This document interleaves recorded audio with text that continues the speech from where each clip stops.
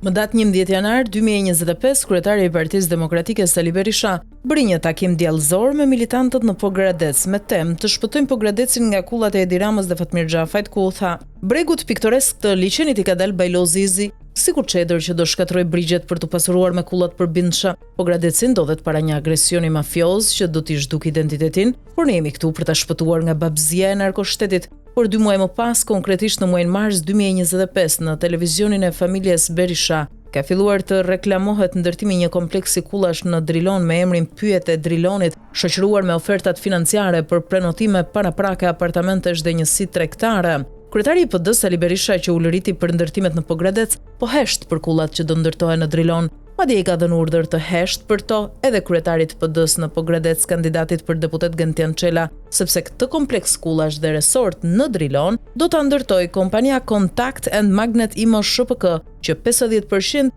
është në pronësi të Jamar Maltezit dhe 50% në pronësi të Fatmir Bektashit. Njëri në arrest shtëpie, ndërsa tjetri me 2 masa detyrim paraqitje në SPAK për 17 kullat e ish kompleksi Partizani në Tiranë dhe te dosja Veliaj. Faktet tregojnë se pazargjiu Sali Berisha u vërsul me akuza kundër kullave në qytetin e Pogradecit, si presion ndaj Edi Ramës, nga që bregun e liçenit e ka pasur projekt biznesi familjar të tij, nëpërmjet dhëndrit Jamar Maltezi dhe ortakut Fatmir Bektashi. Por babloku ja qepi gojën shpejt Sali Berishës, duke i dhënë leje për ndërtim kullash e resort buz liçenit në Drilon, si llok më paqeje mes tyre edhe në biznesin e ndërtimit, ku familja Berisha është një ndër dërtueset më të mëdha në Shqipëri. Kompaninë Contact and Magnet Imo ShPK të pandehurit Jamar Maltezi dhe Fatmir Bektashi e krijuan më datë 25 tetor 2020, pasi bashkë me ish-kryeministrin Sali Berisha u proceduan penalisht për grabitje trulli, falsifikim dokumentesh, korrupsion, fshehje pasurie e pastrim parash me ndërtime. Më 14 shtator 2022, pasi u morën të pandehur, Jamar